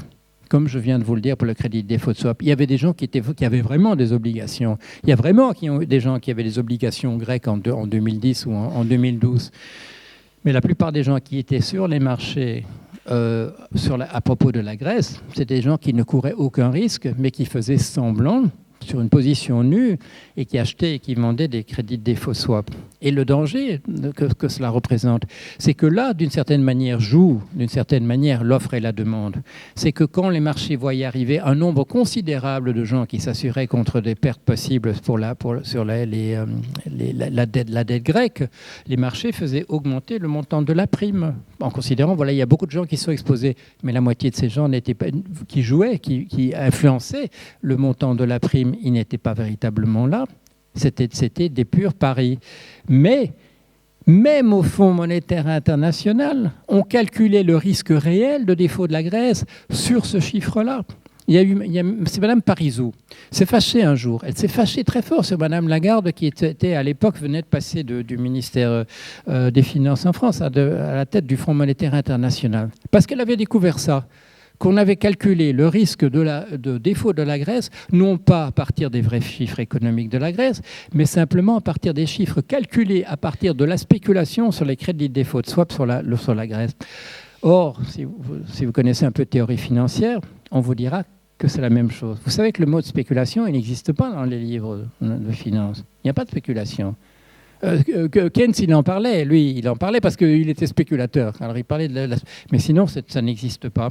Il y a simplement, et c'est la défense de M. Blankfein quand on l'accuse d'avoir précipité la chute du système financier américain en organisant des paris sur le fait que le système allait s'effondrer, en disant, moi je suis simplement un market maker. Et moi, je l'avais écrit sur mon blog la veille de l'audition. J'ai dit, vous allez voir ce qu'il va dire. Il va dire, je suis un market maker. C'est-à-dire, je suis quelqu'un qui achète et qui vend. Je ne suis pas un spéculateur. Mais si. Et là, il y a une sénatrice qui est en face de lui et qui dit, mais monsieur, vous ne vous rendez pas compte que c'est de la spéculation. Et lui, il dit, mais non, madame, moi, je suis market maker. Cette catégorie n'existe pas dans notre vocabulaire. Et la dame se tourne vers ses collègues et elle dit, est-ce que le problème n'est pas là ? Malheureusement, je crois que le problème est là, il est toujours là. Les produits dérivés, on me demande parfois, est-ce que vous êtes pour leur interdiction ? Je dis non, parce qu'ils ont une fonction véritable, qui est une fonction assurantielle. Et qu'est-ce que ça veut dire ? C'est comme dans le principe de l'assurance. Quand la maison brûle, ça coûte autant. Bon, que ça vous coûte autant à vous parce que vous avez oublié de vous assurer ou à la banque, finalement, en termes économiques, ça fait qu'une différence. Sauf que vous n'avez pas cet argent-là. Mais vous aviez assez d'argent pour payer la prime d'assurance. Et la banque, la compagnie d'assurance, a un volant financier suffisant pour pouvoir payer ce genre de choses. Donc, c'est bien que pour rendre service, il y ait des gens qui assurent et qui s'assurent eux-mêmes par la réassurance, etc., pour diluer le risque de défaut, pour diluer le risque qu'il se trouve quelqu'un qui finalement ne puisse pas payer la somme. Donc ça, c'est très bien. Dans la mesure où personnellement, je suis en faveur du fait qu'on refasse un système monétaire international. Ça enlèverait pas mal de risques et ça enlèverait la justification qui était la justification première des swaps de change. Mais ceci dit, ces outils ont en général une finalité qui est une finalité de transfert de risque à des gens qui sont plus capables de le supporter que ceux qui sont véritablement exposés à ce danger. Et c'est une bonne chose. Mais le fait que sur les marchés de l'or, à terme, que tous les jours se vendent ou s'achètent 80 fois la quantité d'or au monde, il n'y a aucune justification pour ça. Si on devait matérialiser sous forme de contrat à la fin de la période, parce que c'est par période que ces marchés fonctionnent, en général de 1 mois ou de 3 mois. S'il fallait régler tous ces contrats, on ne pourrait pas le faire. Il n'y a pas la quantité d'or nécessaire. Pourquoi est-ce qu'on autorise des gens de faire monter le prix de l'or et le faire descendre comme ça, simplement parce que c'est un jeu qui est organisé, c'est un casino. Quand c'est l'or, vous me direz finalement, ça n'a pas tellement d'importance, ça ne touche pas tellement. Mais quand c'est du riz, quand c'est du blé, quand on est comme au début de 2008, et que c'est le prix du riz qui devient invendable, qui devient inabordable, qu'on ne peut plus vendre de riz dans certains pays où on vit de ça, que c'est le prix du blé qui va dans tous les sens, simplement parce qu'il y a des firmes qui sont allées placer leur argent dans ce domaine-là. Il n'y a aucune justification à ça. Ça n'aide absolument pas l'économie. On vous dit ça crée de la liquidité. On dit les spéculateurs créent de la liquidité. Qu'est-ce que ça veut dire ? Ça veut dire que les spéculateurs sont là comme les autres et qu'ils achètent et qu'ils vendent. Alors c'est formidable, on pourrait dire oui, c'est très bien qu'il y ait du monde en plus. Et on vous dit, ça vous permet que si vous voulez acheter à du 25,10, vous pouvez le faire parce qu'avec les spéculateurs, il y a beaucoup de monde, on peut le faire. Sauf qu'on oublie dans ce raisonnement que tout le monde sait ce que c'est qu'un prix spéculatif. Tout le monde sait ce que c'est un prix spéculatif. C'est un prix qui n'a aucun rapport avec un prix normal sur le marché. Il est soit beaucoup trop élevé, soit beaucoup trop bas. Alors le spéculateur, il vous apporte de la liquidité à l'endroit où ça n'intéresse personne de normal.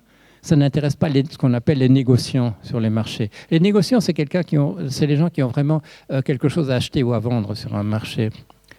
Il y a des blagues qui circulent aux États-Unis. Il y a un marché de la carcasse de porc, un marché à terme de la carcasse de porc. Alors on vous raconte encore cette histoire du jeune trader qui n'a pas compris qu'il devait sortir du marché avant la clôture des 3 mois et qui se retrouve avec la banque devant. On apporte des camions avec des carcasses de porc parce qu'il les a achetées sans s'en rendre compte. Il n'y a pas de raison que des banquiers fassent ça. Il n'y a aucune justification. Ça n'aide absolument pas l'économie. Dans un cas comme le premier semestre 2008, le prix du pétrole, le premier semestre 2008, le prix du pétrole augmente il est à peu près, je crois, de l'ordre de $45 au 1er janvier.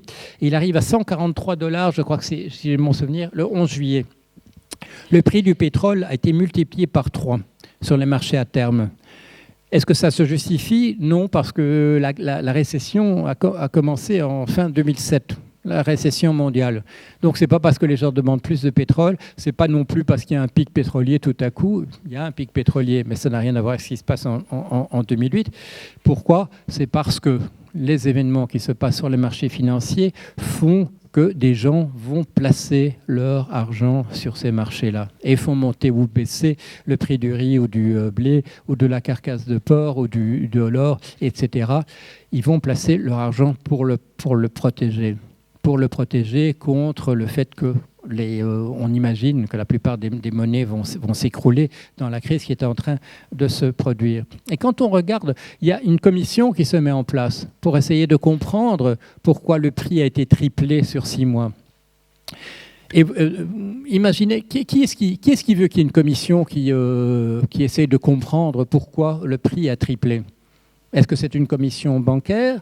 Est-ce que c'est une commission du Sénat américain? Qui est-ce qui s'inquiète du fait que le prix a triplé? Quelqu'un connaît la réponse? C'est le Pentagone. Parce que le Pentagone achète du kérosène et tout à coup, il n'a plus d'argent pour le faire. Alors, il demande une commission d'enquête. S'il n'y avait pas eu le Pentagone pour son kérosène, personne ne se serait soucié du fait que le riz était devenu inachetable, le blé, etc. C'est parce que ça coûtait trop cher au Pentagone.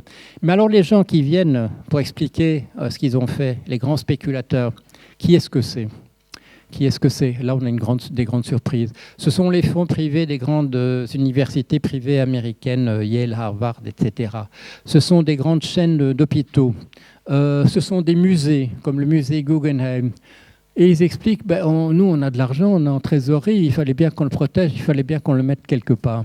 On le met quelque part, mais par le mécanisme de la spéculation, ça a produit des émeutes de la faim en Indonésie, à Haïti, j'oublie le nombre de pays où ça s'est passé. Sans la spéculation, ça n'aurait pas eu lieu. Ça n'aurait pas lieu sans la spéculation. C'est parce que nous permettons ça. Est-ce que c'est le système capitaliste? Non, ce n'est pas le système capitaliste. Le système capitaliste a plein de défauts, et on peut en parler longuement. Mais ça, non. Et le système capitaliste, comme je vous le disais tout à l'heure, quand je parlais du roman L'argent de Zola, il n'a pas besoin de cela. C'est absolument pas nécessaire. Ce risque systémique, le fait que le système va dans tous les sens, il n'a pas besoin de ça. Il vivait très bien avant. S'il avait problème de liquidité, ça marchait trop bien. Il n'y avait pas assez d'argent pour tout ce qu'on avait envie de faire. Mais ça, c'est autre chose. C'est autre chose. Alors, une petite anecdote, je vais terminer là-dessus. Pourquoi est-ce que la France autorise la spéculation en 1885? Bon, c'est l'époque où il n'y a toujours pas assez d'argent. On fait toujours plein les grands canaux de Suez et Panama ne sont pas terminés. On est toujours dans la situation d'aller demander la dot de la jeune fille parce qu'il n'y a pas assez d'argent dans le système. Comment est-il possible qu'on permette en plus la spéculation? Où est-ce qu'on va trouver les sommes nécessaires? Alors, je ne sais plus les mois, mais il faut aller vérifier ça vous-même. On vote l'abrogation de la loi qui interdit la spéculation. Et quelques mois plus tard, Jules Ferry, Premier ministre, lance la grande entreprise coloniale française. Voilà, on a trouvé l'argent qui était nécessaire pour faire la spéculation. Bon. Alors, heureusement, il n'y a plus d'empires coloniaux. Il y a des choses qui ressemblent encore un tout petit peu ici et là. Mais même, on n'a plus l'argent. On n'a plus l'argent pour faire la spéculation. Ça coûte trop cher. Il faut absolument qu'on interdise ça. Et ce ne sont pas les produits dérivés qui peuvent avoir un très bon effet, qui ont des effets extrêmement positifs. Et c'est pour ça que moi, je ne recommanderais jamais en bloc interdire les produits dérivés. Mais leurs usages spéculatifs ne font que détraquer l'économie. Ils participent à cette concentration de la richesse. Parce que ceux qui gagnent, bien sûr, ils accumulent. Moi, j'avais fait une petite simulation, je termine là-dessus. Petite simulation. On distribue quelques petits agents. On appelle ça une simulation agent-centered en anglais, fondée sur des agents, quelque chose comme ça en français. On crée des petits personnages dans un programme et on les fait circuler. Et j'avais fait un marché boursier. Un marché boursier. Il y a des clients, il y a des traders, il y a des gens qui achètent et qui vendent, il y a des gens qui ont des stratégies pour acheter et pour vendre. Eh bien, vous faites tourner ça, au bout d'un certain temps, le marché crache. Il crache soit parce que le prix tombe, soit parce que le prix monte trop haut et qu'il y a une bulle et qu'il redescend. C'est comme ça que cela marche. Il n'y a pas moyen de faire autrement. Les produits dérivés, oui. Inventer un produit, pour répondre, et je termine en répondant au titre de la conférence, les nouveaux produits financiers complètent-ils le marché ou sont-ils facteurs d'instabilité financière? Il ne faut pas juger de la qualité d'un produit dérivé par le fait qu'il complète, c'est-à-dire qu'il soit un créateur de prix supplémentaire par rapport au marché. Il faut juger de sa qualité en fonction du risque qu'il diminue globalement ou qu'il augmente. C'est la réponse que je donnerai.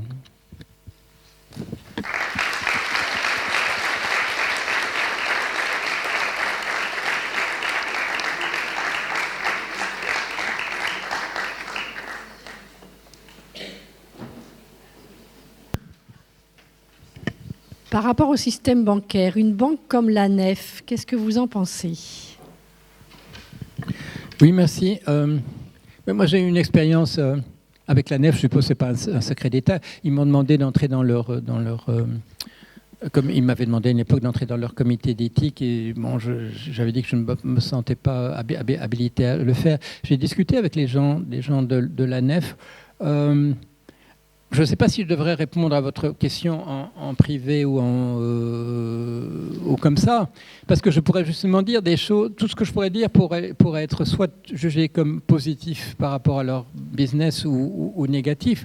Et je ne me sens pas non plus l'envie de faire ça. Juste une chose qui ne vous dérangera personne, c'est que quand j'ai rencontré ces personnes, je rentrais des États-Unis et je me suis aperçu que la culture de banque était quand même extrêmement différente aux États-Unis et en France. Il y avait beaucoup moins de... Comment dire ?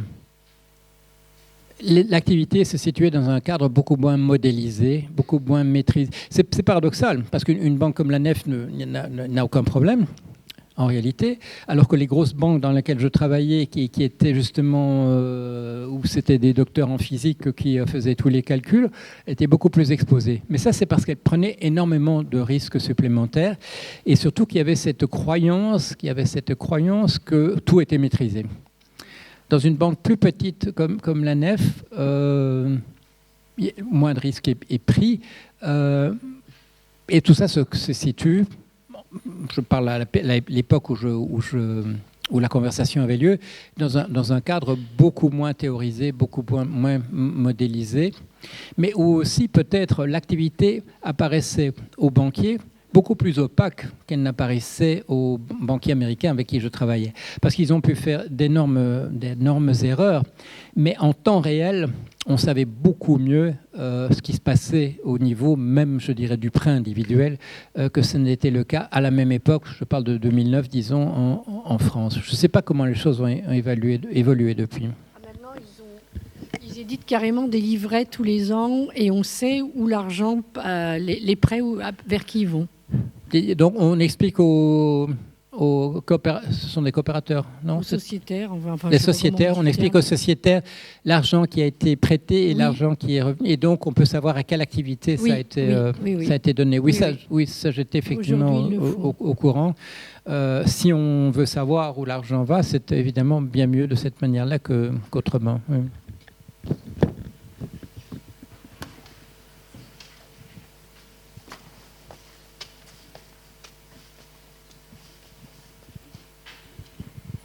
Oui, bonsoir.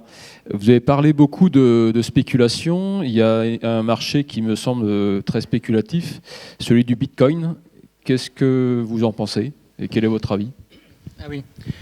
Oui, c'est un marché qui est extrêmement spéculatif. On peut même se demander si ce marché a une autre fonctionnalité, justement, que de faire monter et baisser le prix.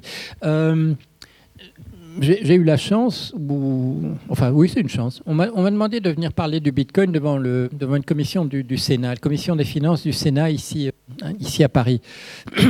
Et j'ai pu parler du Bitcoin d'une manière dont on le fait pas toujours d'habitude, en prenant le point de vue des banques centrales. Les banques centrales, vous le savez, font circuler l'argent. Elles en émettent, elles en font rentrer quand l'économie est en récession, mais elles gardent un pouvoir de surveillance sur l'argent qui circule, du moins dans leur juridiction. La Banque centrale européenne pour la zone euro, la Banque de France pour la France, etc. Le Bitcoin a été créé pour ne pas précisément comme une monnaie, pour ne pas apparaître sur le radar d'une banque centrale. C'était ça son but. On ne sait pas exactement l'identité du créateur du premier logiciel, mais c'est une personne qui en tout cas se réclamait du libertarianisme, c'est-à-dire dans une position libérale anti-étatique, pour qu'une monnaie puisse exister qui ne soit pas soumise précisément au regard de l'État. La difficulté, c'est que les banques centrales ne peuvent pas admettre cela. Elles ne peuvent pas l'admettre pour une raison qu'on ne dit pas officiellement, mais que j'ai pu dire devant les sénateurs. C'est le fait que l'argent sale entre et sort du système d'une manière qui n'est pas contrôlée de manière étroite, mais qui est quand même supervisée. Elle est supervisée parce que l'argent sale passe essentiellement dans ce qu'on appelle les paradis fiscaux, qui sont donc pas simplement des paradis pour la fiscalité, mais aussi pour le juridique de manière générale, et aussi pour le fonctionnement de l'argent sale. Alors pourquoi est-ce que les États se satisfont du fait qu'il y a de l'argent sale qui entre et qui sort, et dont ils puissent éventuellement même disposer, parce que ça a été dit, mais ça a été dit non, pas par n'importe qui, mais par la personne qui s'occupe justement des flux financiers au niveau des Nations Unies, que le 18 ou le 19 septembre 2008, on a laissé entrer 300 milliards l'équivalent de 300 milliards de dollars qui venaient de l'argent sale.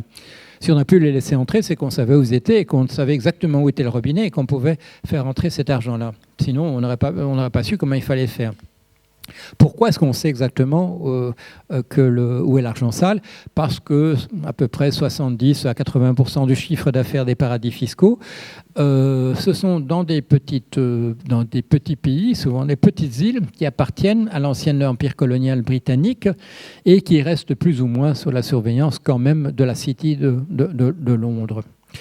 Pourquoi est-ce qu'on permet à l'argent sale de passer là? Eh bien, parce que, comme vous le savez, l'argent sale, c'est de l'argent qui vient de la prostitution, de la drogue, du commerce d'armes, de certains bakshish, de certains éléments de corruption.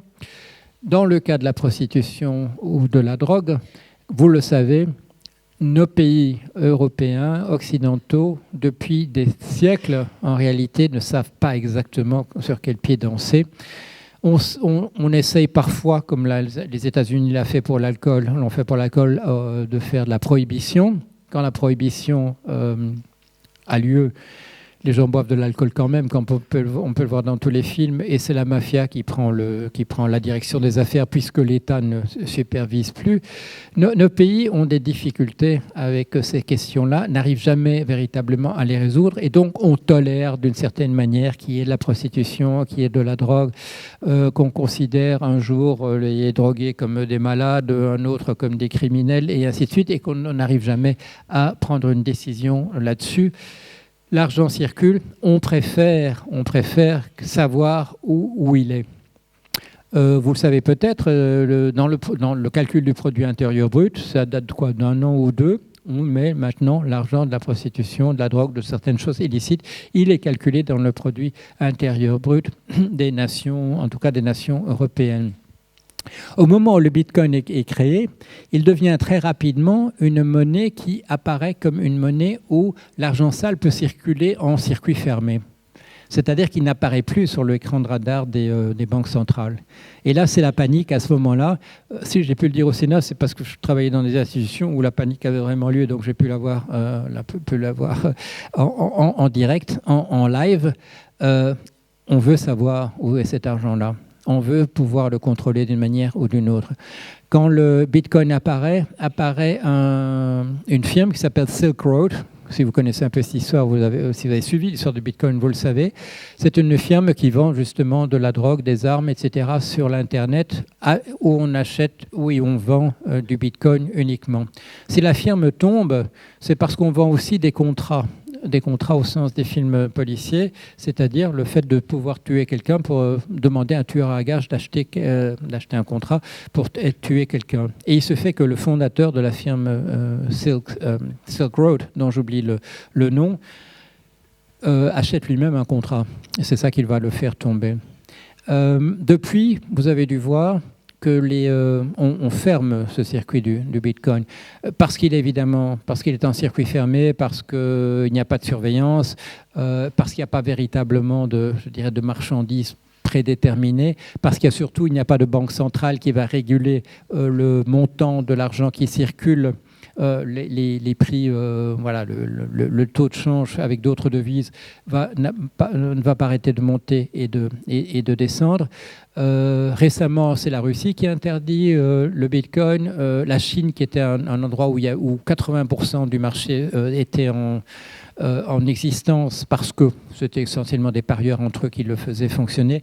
La Chine a interdit aussi le fonctionnement du Bitcoin. À mon avis, cette monnaie va disparaître. Il y a encore des gens qui vous parlent avec, des dollars dans les yeux, comme on pique sous au fait qu'on peut gagner beaucoup d'argent là-dessus, mais on peut en perdre exactement la même quantité, puisque en face de celui qui gagne ou de celle qui gagne, il y a celui qui perd également. Ce qui va se passer, c'est qu'en fait, la technique qui était mise au point, la technique informatique de la blockchain qui soutient le Bitcoin, elle va être utilisée de plus en plus dans des circuits normaux des bancaires par des firmes qu'on appelle les fintech, des petites firmes qui trouvent des niches dans le système financier. Oui, ce système-là va être utilisé, le blockchain, parce que c'est un système qui est assez fiable. Il est extrêmement coûteux en énergie, donc il faudra faire en électricité, en chaleur qui dégage. Il faudra faire des économies de ce côté-là si on veut que le système puisse continuer à fonctionner. La technique est une bonne technique informatique. Elle évite en particulier, parce que le système est relativement sûr, même s'il y a eu un fameux scandale, le scandale de Mt. Gox au Japon, où apparemment il y a eu du hacking, mais c'est peut-être en fait un simple vol. Mais la technique est assez sûre et elle empêche, elle ne nécessite pas du coup un système extrêmement complexe comme le nôtre pour empêcher de la contrefaçon, pour arrêter des faux monnayeurs, des choses de cet ordre-là. Ce n'est pas nécessaire. Le système ne réclame pas ça. Il faudra encore, bien entendu, des prisons pour mettre en prison les gens qui volent des bitcoins, mais ce ne sera pas le cas nécessairement qu'on ait besoin d'un système judiciaire et pénal extrêmement compliqué. Ceci dit, le bitcoin en tant que tel va disparaître, à mon sens, mais des monnaies inspirées de ce que le Bitcoin a pu être apparaîtront peut-être, mais elles seront contrôlées par des systèmes de banque centrale. Nos États ne peuvent pas se permettre que l'argent sale fonctionne en circuit fermé. Si l'argent fonctionnait en circuit fermé, un système, un système de type étatique fonctionnerait également dans le système. Il y aurait des gens de mafia qui contrôleraient un certain nombre de choses. On ne peut pas se le permettre. Il faut que les mafias sont tolérées parfois dans une certaine mesure, mais on peut pas. Nos États, heureusement, interdisent que des mafias prennent le pouvoir.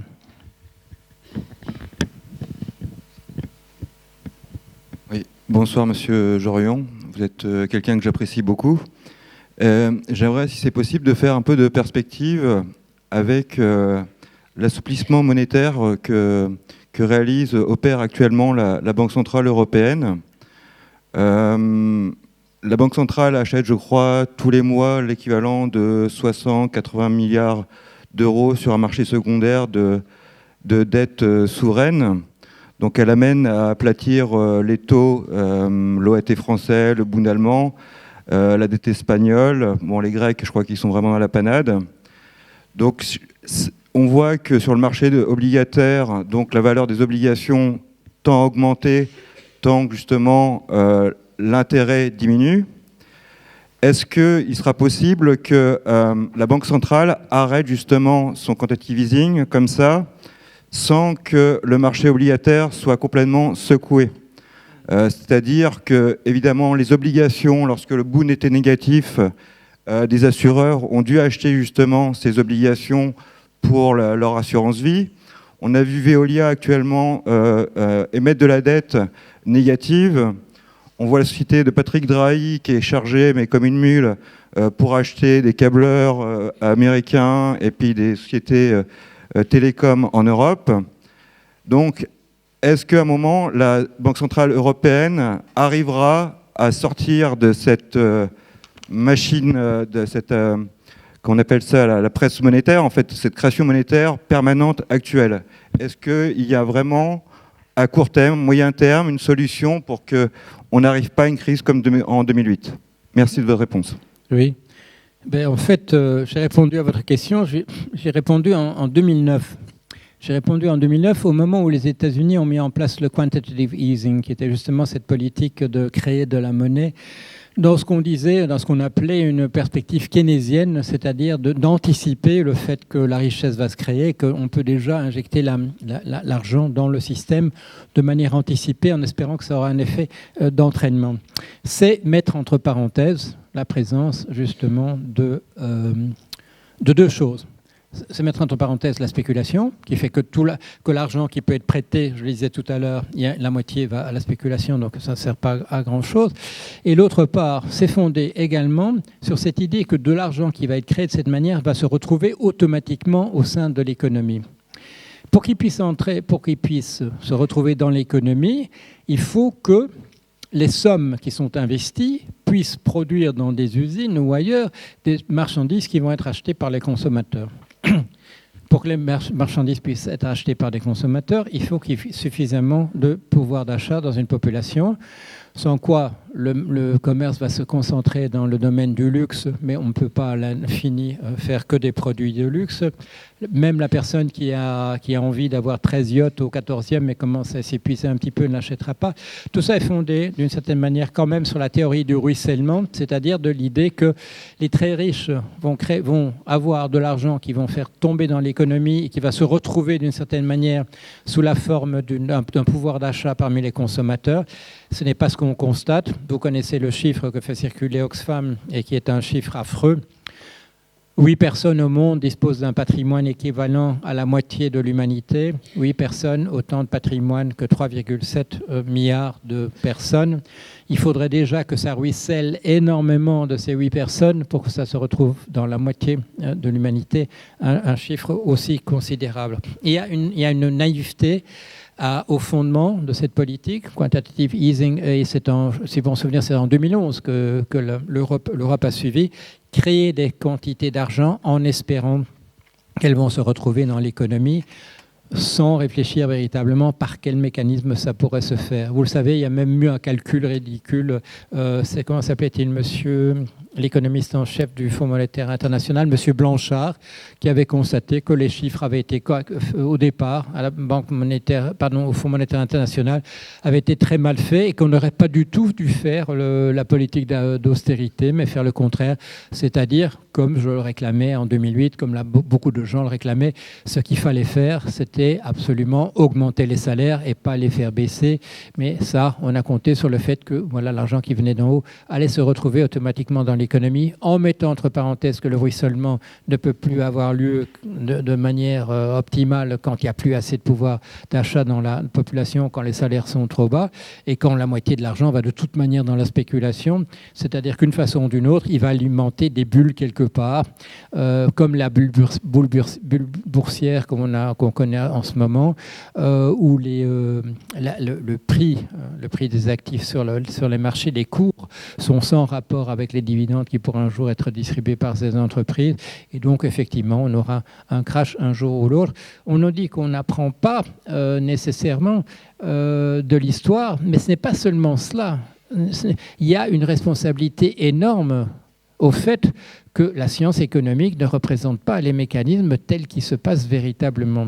Et d'une certaine manière, c'est parce que, pour la raison à laquelle la science économique ne peut pas grand-chose, comme je le disais, qu'il y a une culture orale dans les banques qui ne sort pas nécessairement des banques et que tout le monde ne peut pas savoir du coup. Mais il y a aussi, je dirais, des présupposés, comme le présupposé de d'écrire par définition que la spéculation n'existe pas. Ça, c'est un choix, je dirais, purement idéologique, parce que tout le monde sait, comme la sénatrice américaine qui dit au banquier, M. Blankfein, la différence entre vous et moi, c'est que moi, je sais, comme mes collègues, que la spéculation existe et que vous ne le savez pas, et qu'il y a vraiment un problème de ce côté-là. Il faut améliorer la qualité de la... Bon, vous savez sans doute, si vous connaissez mes livres, j'ai consacré plusieurs livres à cette tâche d'essayer d'améliorer la qualité du savoir financier et économique. Et je dirais qu'à mon sens, l'anthropologie économique, cette discipline qui a été créée sur le terrain dans ce qu'on appelle les sociétés primitives, etc., c'est-à-dire de l'économie où il y a beaucoup de troc, effectivement, où il n'y a pas beaucoup d'argent qui circule, c'est pas très monétarisé, mais il y a des choses que les anthropologues ont pu observer là, et comme je vous disais tout à l'heure, qu'on retrouve aussi dans les marchés financiers, mais qui apparaissent là invisibles parce que ça n'entre pas dans les catégories de la science économique. Il y a une petite remarque, il y a un livre qu'il faut absolument lire si vous vous intéressez à l'histoire de l'économie. C'est le livre de Rist et Gide. Charles Gide, l'oncle du fameux André Gide, Charles Rist, un autre économiste, et ils écrivent un livre d'histoire de la pensée économique en 1909, et ils nous disent, regardez ce qui s'est passé les années récentes, la science économique a fait un tournant, c'est le tournant moderniste, mais disent-ils, il y a deux choses qui ont disparu des discussions des économistes. La notion des conflits entre classes dans nos sociétés, éventuellement entre les salariés et les patrons entre les patrons et les investisseurs, etc. La classe a disparu des traités d'économie et toute discussion sur la propriété privée. Et on est en 1909, mais ils attirent l'attention sur la raison principale pour laquelle la science économique n'a plus pu parler de la véritable réalité que nous connaissons. Il y a des conflits dans les sociétés et il y a des conflits qui sont liés aux relations économiques entre les gens. Et ce n'était pas une invention, je dirais, de Karl Marx ou même du 19e siècle. Dans le tableau économique de la France de Quesnay, on représente les circulations, les flux monétaires comme étant des flux entre deux classes, entre la classe laborieuse et la classe oisive dans le vocabulaire de Quesnay, qui n'était certainement pas un marxiste parce qu'il était un économiste de type, comment appelait-on, un physiocrate. Mais quand la science économique décide pour faire plaisir aux banquiers, parce que c'est essentiellement ça à cette époque, qu'on ne parlera plus ni de la propriété privée ni des conflits économiques entre agents économiques, on met entre parenthèses une partie trop importante et la théorie ne peut plus fonctionner. Elle fonctionne à ce moment-là sur des fictions, comme un marché équilibré, dont tout physicien vous dira que c'est pas possible d'avoir un système qui échange de l'énergie avec l'extérieur ne peut pas être un système équilibré par définition, etc. Qui repose sur la théorie des anticipations. Comment appelle-t-on ? Des anticipations. Comment ? Les anticipations rationnelles, une théorie qui vous dit qu'une connaissance parfaite du présent vous permet d'avoir une connaissance parfaite du futur, ce que les physiciens vous disent aussi n'a aucun sens. L'édifice scientifique économique est parti trop loin et s'est éloigné trop de ce qu'une véritable science pourrait être ou devrait être.